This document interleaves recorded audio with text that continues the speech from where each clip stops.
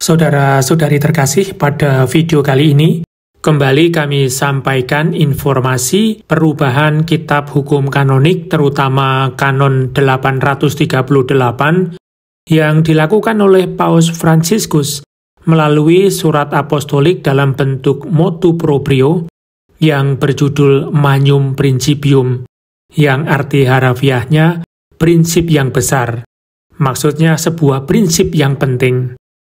Kanon 838 ini berbicara tentang otoritas tahta apostolik dan juga konferensi para uskup akan buku-buku liturgi. Dalam surat apostolik tersebut, Paus Fransiskus menyampaikan bahwa Konsili Vatikan II menetapkan sebuah prinsip penting bahwa doa liturgi haruslah dipahami oleh umat. Maka merupakan tugas yang berat yang dipercayakan kepada para uskup untuk memperkenalkan bahasa setempat atau bahasa daerah ke dalam liturgi, serta menyiapkan dan menyetujui buku-buku liturgi.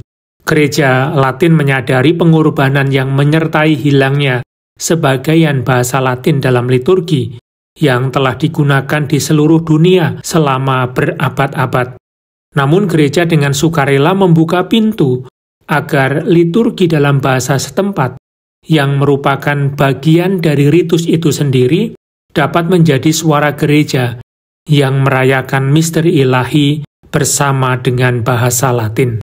Beberapa undang-undang liturgi, instruksi, surat edaran, petunjuk dan pengukuhan buku-buku liturgi dalam bahasa daerah yang dikeluarkan oleh tahta apostolik sejak masa konsili diarahkan untuk hal tersebut, baik sebelum maupun sesudah ditetapkannya kitab hukum kanonik.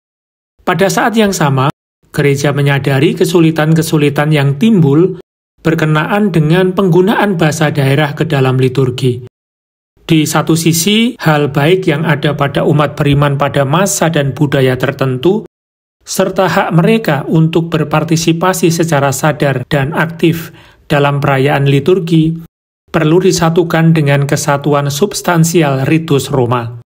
Di sisi lain, bahasa-bahasa setempat atau daerah seringkali hanya berkembang menjadi bahasa liturgi yang tidak berbeda dengan bahasa Latin karena keanggunan gaya, kedalaman makna konsep-konsepnya dalam memupuk iman.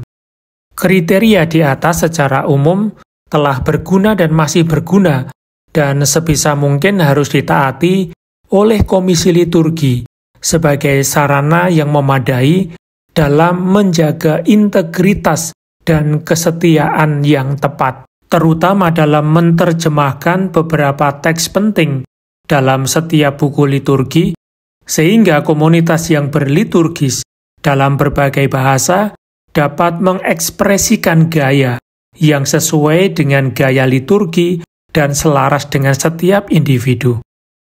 Teks liturgi sebagai simbol ritual merupakan sarana komunikasi lisan. Namun bagi umat beriman yang merayakan upacara suci, firman Tuhan merupakan sebuah misteri. Walau pada kenyataannya firman tersebut diucapkan, khususnya ketika kitab suci dibacakan, Allah berbicara kepada manusia. Kristus sendiri berbicara kepada umatnya dalam Injil, melalui doanya sendiri, atau melalui selebran, umat menanggapi sabda Tuhan dalam Roh Kudus. Untuk tujuan ini, perlulah disampaikan kepada umat beriman dengan menggunakan bahasanya sendiri, segala sesuatu sebagaimana dimaksudkan gereja mengkomunikasikan kepada orang lain melalui bahasa Latin. Meskipun kesetiaan tidak selalu dapat dinilai dengan kata-kata individual, tetapi harus dicari dalam konteks keseluruhan tindakan komunikatif dan sesuai genre sastranya.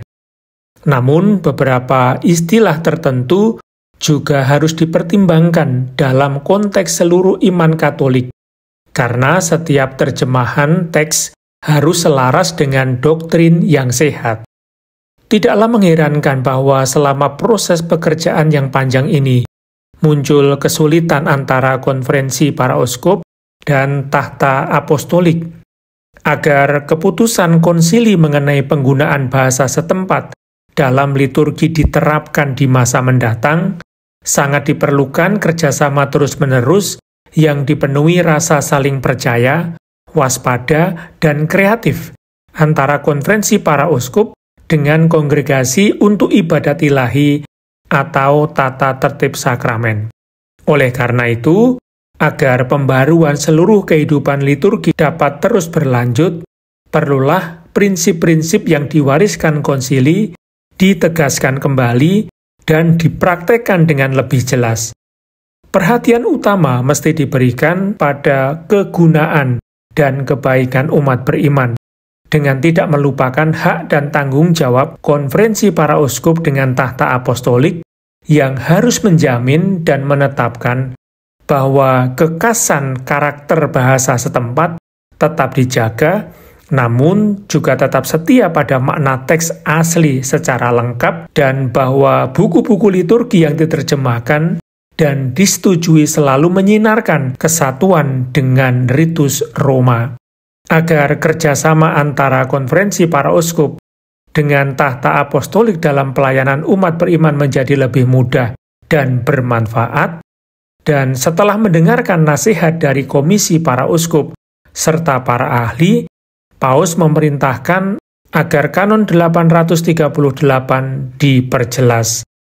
Sesuai dengan apa yang tercantum dalam Sacrosanctum Concilium nomor 36, 40, dan juga 63, serta surat apostolik Motu Proprio Sacram Liturgicam nomor 9, kompetensi tahta apostolik seputar buku liturgi dan penyesuaian yang lebih radikal ditetapkan dan disetujui oleh konferensi para uskup, dipertegas dengan memasukkan teks baru dalam kanon tersebut. Maka kanon 838 yang baru adalah sebagai berikut. Pada paragraf pertama tidaklah berubah, yakni pengaturan liturgi suci tergantung semata-mata pada otoritas gereja, yakni pada tahta apostolik, dan menurut norma hukum pada uskup diosesan. Nah, yang berubah adalah pada kanon 2, di mana di sana tertulis tata apostoliklah yang berwenang mengatur liturgi suci seluruh gereja, menerbitkan buku-buku liturgi, memeriksa penyesuaian yang disetujui oleh konferensi para uskup menurut norma hukum, dan mengawasi agar dimanapun peraturan-peraturan liturgi ditepati dengan setia. Dalam KHK terbitan Italia, secara umum penggunaan kata kerja reconoscere diterjemahkan menjadi autorizzare, yang berarti memberi persetujuan atau otorisasi. Namun Dewan Kepausan untuk Teks Legislatif mengartikan secara tepat bahwa kata reconoscere bukan merupakan sebuah persetujuan dalam arti umum atau otorisasi sederhana, melainkan pemeriksaan atau peninjauan yang cermat dan detail. Dan ini diungkapkan dalam nota explicativa pada tanggal 28 April tahun 2006. Maka kata reconoscere diterjemahkan dalam bahasa Indonesia menjadi memeriksa dan bukan menyetujui. Paragraf 3 yang baru berbunyi, konferensi para uskup bertugas mempersiapkan dengan setia terjemahan buku-buku liturgi ke dalam bahasa setempat, yang dapat disesuaikan dalam batas-batas yang ditentukan, dan untuk menyetujui dan menerbitkan buku-buku liturgi di wilayah yang menjadi tanggung jawabnya setelah dikukuhkan oleh tahta apostolik. Kata konfirmatio atau dikukuhkan yang terdapat dalam paragraf 3 merupakan tindakan otoritatif.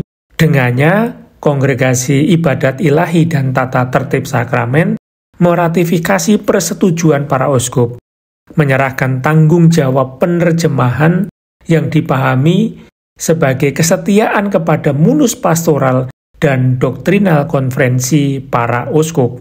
Singkatnya, kata konfirmatio yang biasanya diberikan berdasarkan kepercayaan dan keyakinan mengandaikan evaluasi positif terhadap kesetiaan dan kesesuaian teks yang dihasilkan dengan teks Latin pada umumnya, terutama teks-teks yang paling penting, misalnya rumusan sakramental, doa syukur agung, tata tertib misa, doa tabisan, yang semuanya memerlukan peninjauan yang lebih rinci dan teliti.